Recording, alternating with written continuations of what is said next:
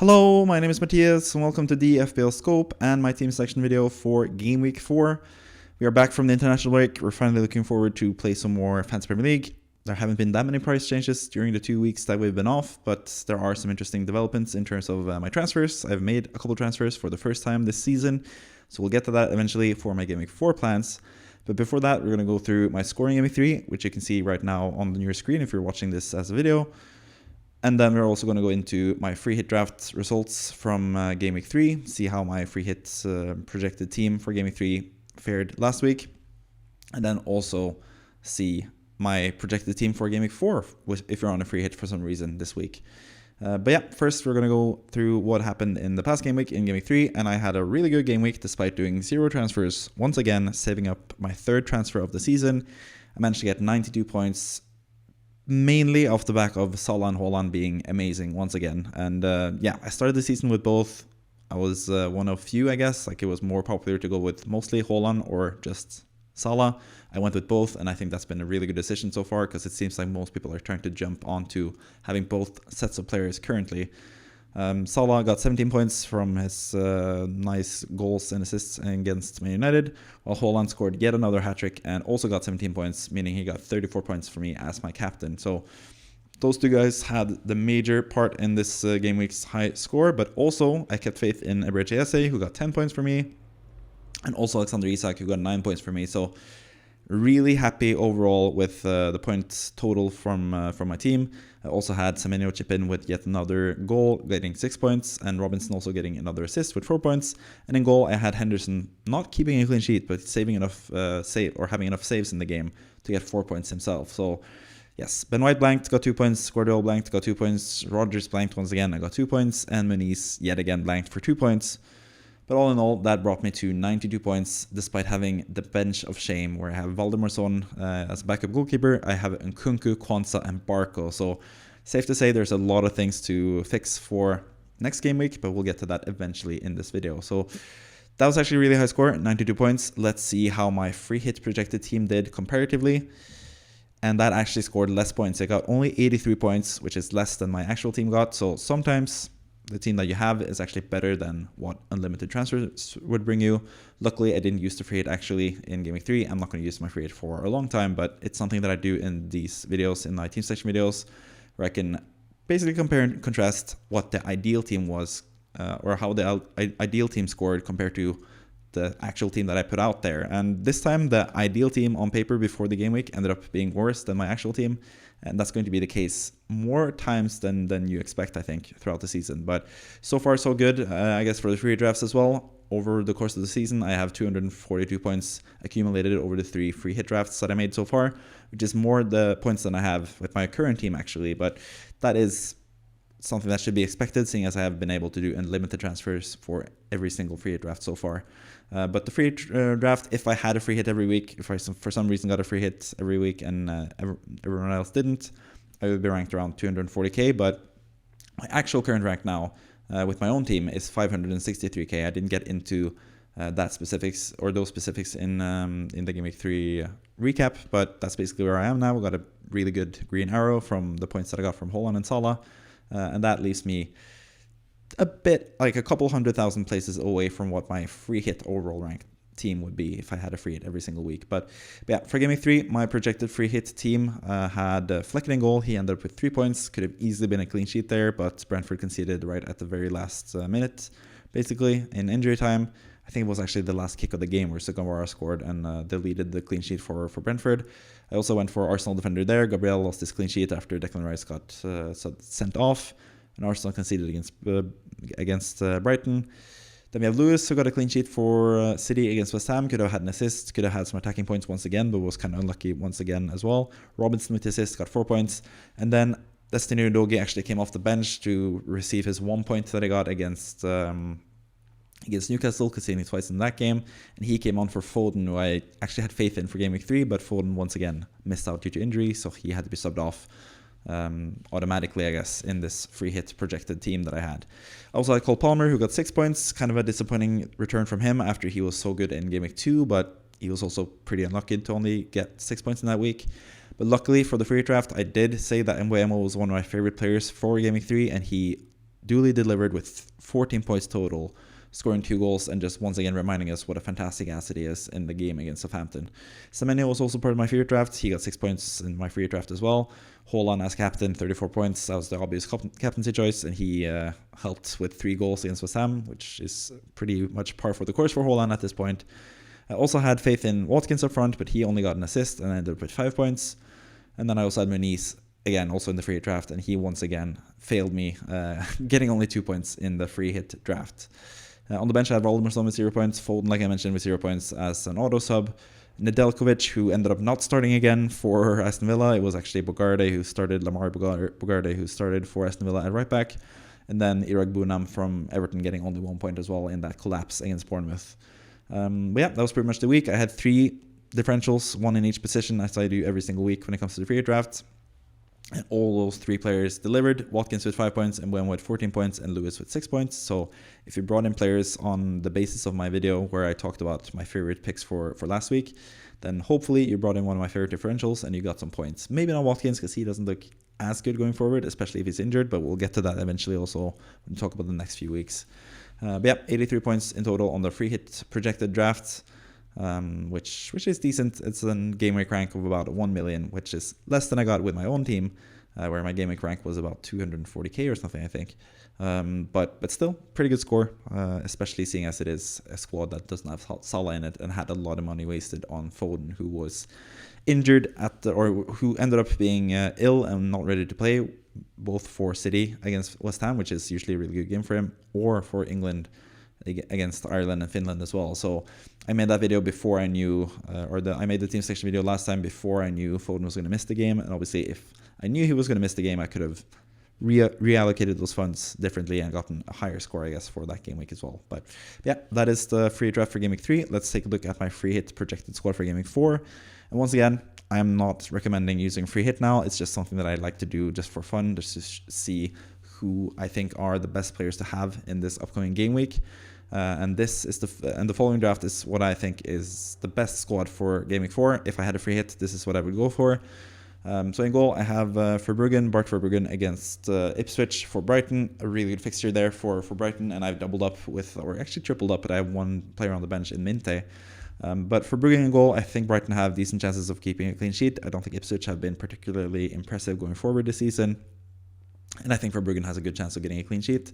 In defense, Trent Alexander-Arnold and Rico Lewis, 2 players that I've been very high on this whole season, or since the season started, basically. I didn't have them in Game Week 1, and we'll get to see whether I have them now in Game Week 4 pretty soon. But those 2 are players that I've had in most free hit drafts so far because, yeah, they just keep delivering, and especially Trent Alexander-Arnold looks fantastic going forward. Lewis as well, if he can keep his place for Man City at home to Brentford, I think that's a really good fixture as well.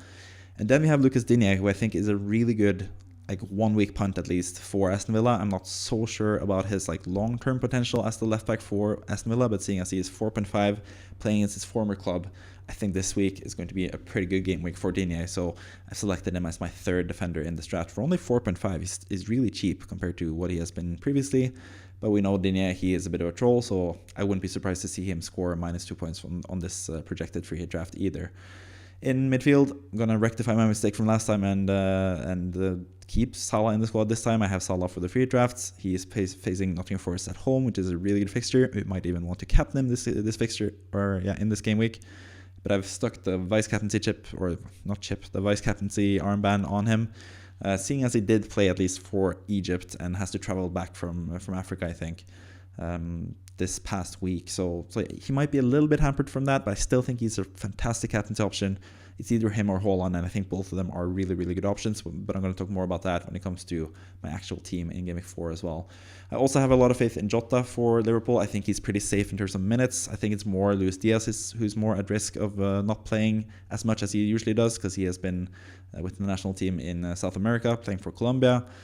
So I think Jota is the one who you should go for when it comes to Liverpool. You could double up in defense with Robertson as well, rather than having Jota and having a cheaper midfielder, I guess. But I just really like Jota if I think he's going to start, and I think that's going to be the case, especially with Darwin Núñez now also being with the international team, Uruguay, that he plays for during this international break. So I think Jota's chance of minutes are really high. A lot of people are forgetting about him after he blanked last week, and Luis Diaz was the main guy who scored a lot of points.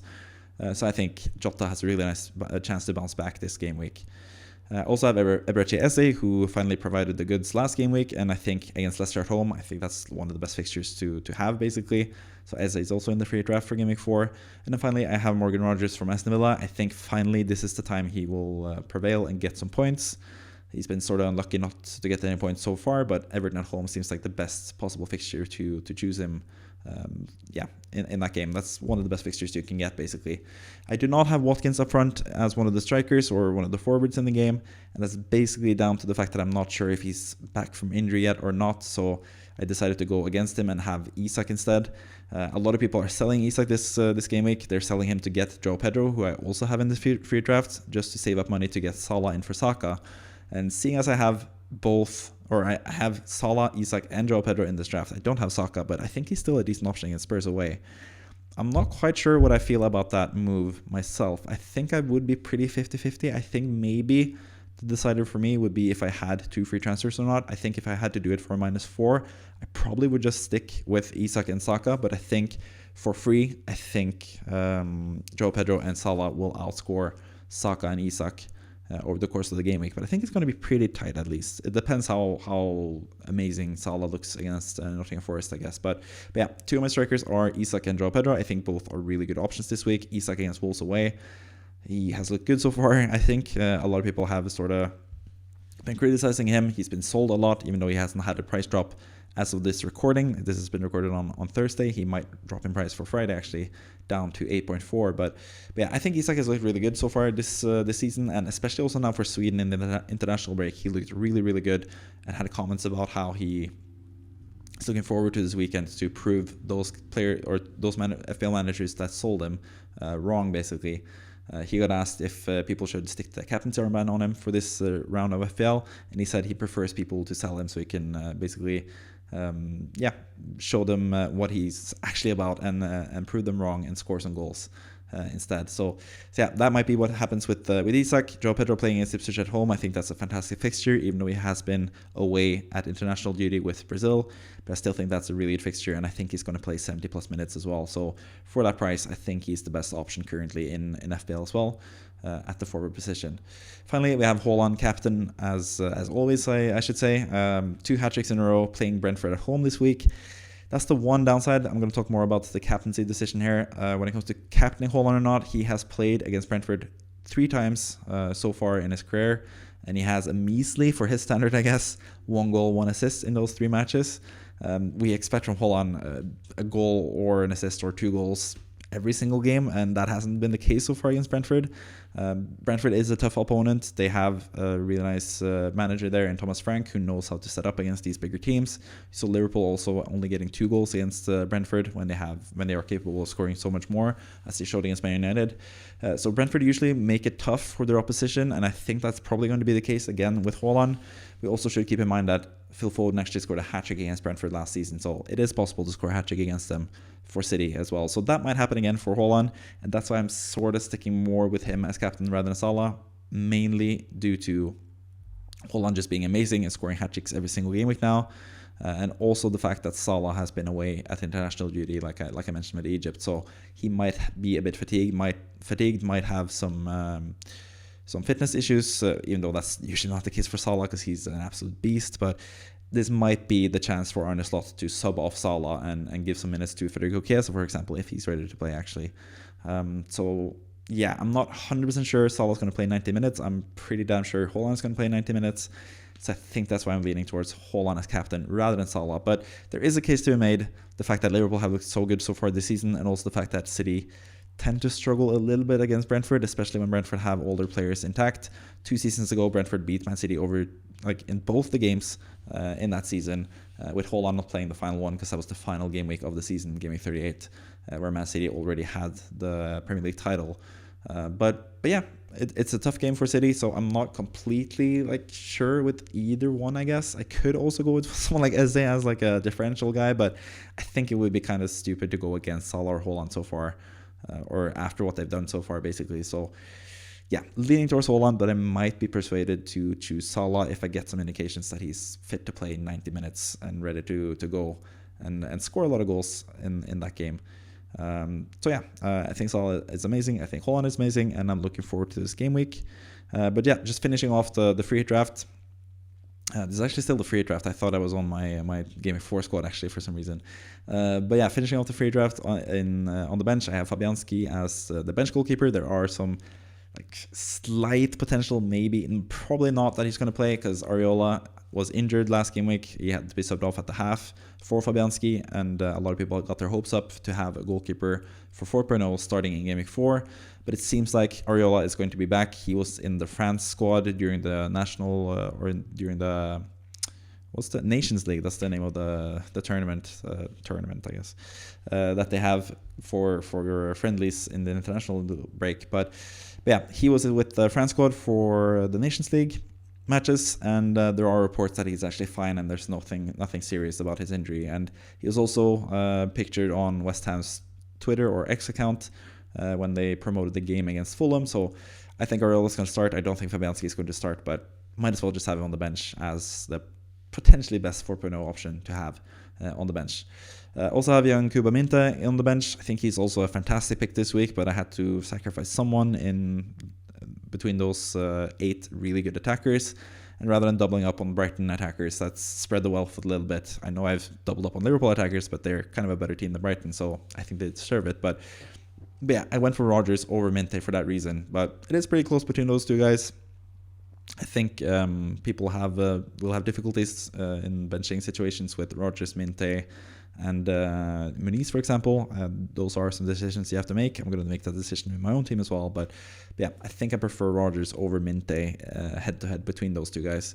I also have Lamar Bogard as the second guy on the bench, who is probably going to be the likely right back still. He played right back last time, so why wouldn't he play it again? It could be Nedeljkovic. We don't really know, but yeah, we'll see. Also, I have Woodfors as the final third bench player, who isn't really that important when it comes to the free hit draft. You don't really expect to use your bench that much, so whose third bench doesn't really matter too much either. Isak, Eze, and Digne are my 3 favorite differentials in each position. Isak as the forward, Eze as midfielder, and Digne as a defender, obviously. And that completes the free hit draft for Game Week 4, pretty much. So out of these 15 players, I actually have 8 players in my own team when it comes to my own FPL team for Game Week 4.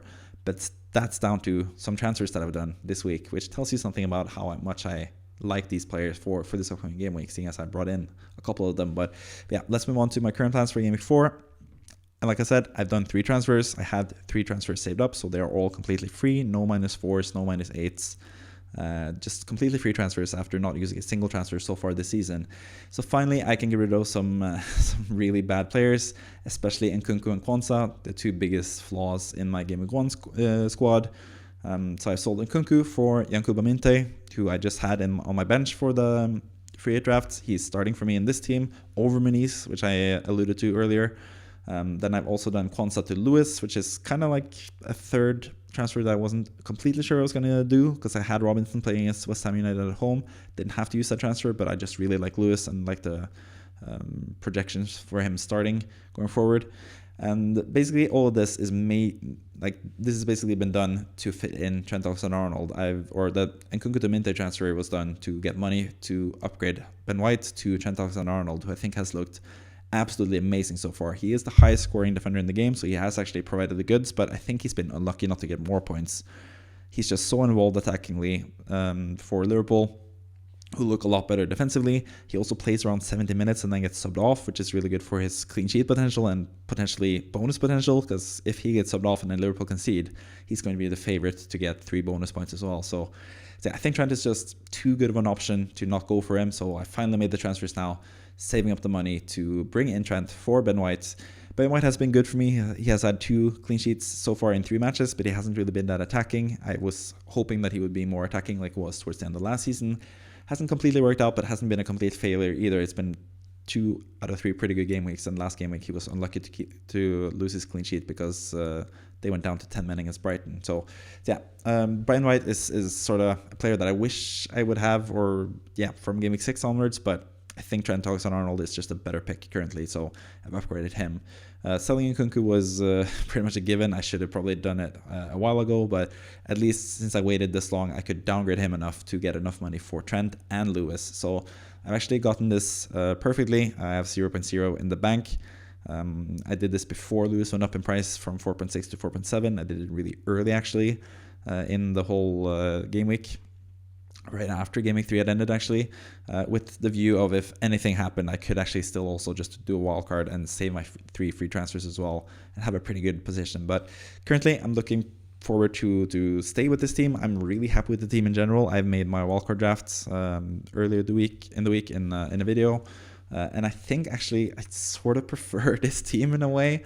I don't know, it's weird to say that because on wildcard you would obviously do some changes, but considering I have my wildcard left to play, I haven't used a single chip so far. I can go for more like short-term options like Isak, who I would not have on a wildcard draft, but for now, with the next 2 game weeks in mind, I think he's a fantastic asset. Gvardiol as well. I'd really like the wait-and-see approach with Gvardiol and Lewis, because you don't really know if Lewis is going to play long-term. And if Lewis is dropped, that is better for Gvardiol, because he's going to be more offensively minded.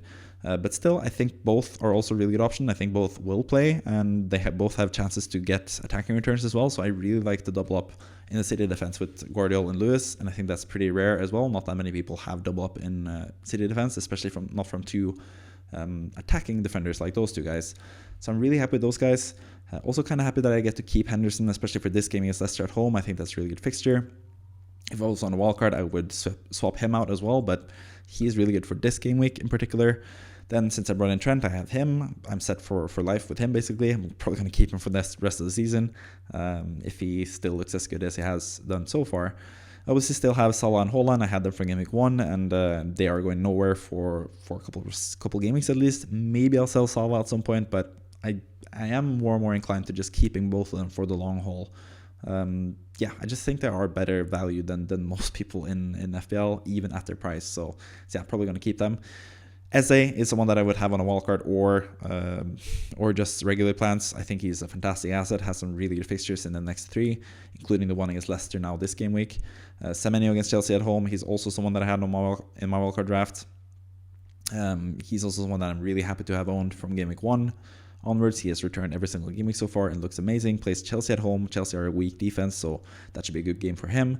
Minte I brought in this week. I'm not as big of a fan of Minte as I am of João Pedro going forward, mainly because João Pedro is on penalties, but Minte has looked fantastic so far. He only had 1 match during the international break for Gambia. He's back pretty early and should be able to play a lot of minutes against Ipswich, and his minutes have actually been pretty good so far, even though he has been subbed off a couple times. In the first game week, he was subbed off at the half, I think, because of a head injury. And they were like afraid of concussion and stuff. Second game week, he played 90 minutes. And then the third game week, he was on a yellow card when he got subbed off. So I think Minte's minutes are actually really, really good. And especially this game week, seeing as all of his opponents or all of his potential replacements in the lineup in terms of Adingra, who's been out on international duty, Mitoma, and João Pedro, all those guys have played more matches and been more away from the team during the international break than Minte has. So I think he has really good chances of playing this week as well. So yeah, really happy with Minte, starting him. And then Rodgers against Everton at home, I had him in my free draft, and I think he's a fantastic asset for this week. In general, he's going to be providing goods for me and my team. And on the front, Haaland against Brentford at home and Isak against Wolves away. I mentioned them earlier in the free draft as well. Those are 2 of my favorite strikers this week. And yeah, I think this team looks really, really good for this upcoming game week. Home matches for basically every single player apart from Isak. That looks fantastic. Even on the bench, even if someone gets dropped, surprisingly, if Lewis, for example, doesn't play, I can get Robinson coming in as a defender. If one of the attackers doesn't play for some reason, I have Muniz ready to come in to play against West Ham as well. So I'm benching Muniz and Robinson. That's sort of, it's making me slightly uneasy, especially seeing how good Robinson has been so far this season. And also knowing that Muniz scored a brace against West Ham last season when Fulham actually beat West Ham 5-0. I don't think that's going to happen again this time, obviously. I am a West Ham fan. I should preface this by saying that. So I could still potentially bring them into the lineup. But I think it would have to be something like rumors of Lewis not starting or something for me to bring in Robinson. And when it comes to Muniz, I just prefer Minte and Rodgers over Muniz. So yeah, probably just going to stick to what I have. Even Semenyo as well, who's someone I could potentially bench for Muniz. I've just backed Semenyo so far this season, and Muniz has sort of let me down. So yeah, I'm just going to go for Semenyo and hope for the best in this regard, both in FPL and in terms of my actual favorite team in West Ham, hoping that they keep a clean sheet and beat Fulham, which would be really, really nice. But yeah, completing my bench are Valdemarson and Barco, 2 players who are basically null and void. Barco is actually null and void. He is not even in the game anymore, but since I had him for Game Week 1, he's still in the team, and luckily he can't go down in price, I think, from that, because he's not in the game, basically. So yeah, for that reason, I think I have a pretty good team. Not for that reason, but yeah, I think I have a pretty good team overall. And Barco doesn't really matter anyway. He's the final guy on the bench. So yeah, pretty happy with the team, pretty happy with the transfers that I made. I have 0 free transfers. That's the downside. I wish I could save transfers every single week, but at the same time, you sort of have to do these transfers. The Quansah to Lewis transfer I could have done already in Game Week 2 and probably gained some points, gained some money. I've dropped value in Quansah, and I lost the first 0.1 value inflation, I guess, or value increase for Lewis. So I could have done that transfer earlier without any problems. But yeah, I saved the transfers just in case I had something happen, and it's gone really good so far. So that actually gave me the chance to bring in three players I really, really like for this game week, and a couple more game weeks past that as well. I'm still looking at a likely Game Week 7 wildcard, I think. I also think the fact that a lot of people are looking to wildcard in Game Week 6 gives me an advantage if most people are selling Salah in Game Week 6 for Saka. I think I'm going to captain Salah in that game week, playing as Wolves away from home, and that's going to go head-to-head with Saka, who plays Leicester at home in that same game week. So I think that's going to be interesting. That's also a really nice game week for me to sell Isak when he plays Man City. And that potentially gives me the option to bring in someone like Gabriel Jesus, potentially, or perhaps Havertz. It depends how Arsenal look in these next 2 games without Martin Ødegaard now in the squad. So yeah, looking forward to that. I think I'm going to bank my transfer next week. I think I'm going to have a decent team to play next game week as well. So I feel like I'm in a pretty good position. I'm happy with pretty much all of my squad, apart from Barco and Valdemarson, who doesn't really matter anyway. But especially Barco is the one who's just a dead player on the bench. But at the same time, it's my 3rd bench guy. Doesn't really matter that much. I'm pretty happy with my team all across the board. So yeah, really happy with my plans going forward. Really happy with my game weeks so far, and my rank so far. 563k is pretty good so far at this moment in time, I should say. So yeah, that's pretty much it for this video. I think I've gone a mile a minute when it comes to talking. I usually talk very fast, so I'm sorry about that. I'm going to try to improve on that in the future, starting right now, and speak more normally. But I don't know, my mind just goes a mile a minute, I guess, and I just keep talking, and yeah, it is what it is. And then I end up blabbering at the end of videos, which I usually do, and that is a good sign that I should probably end the video. So thank you for watching. I hope you enjoyed this video, and I hope you subscribe to the channel so you can get more content for next week as we go into Game Week 5. I wish you a good weekend. Thank you for watching as always, and goodbye.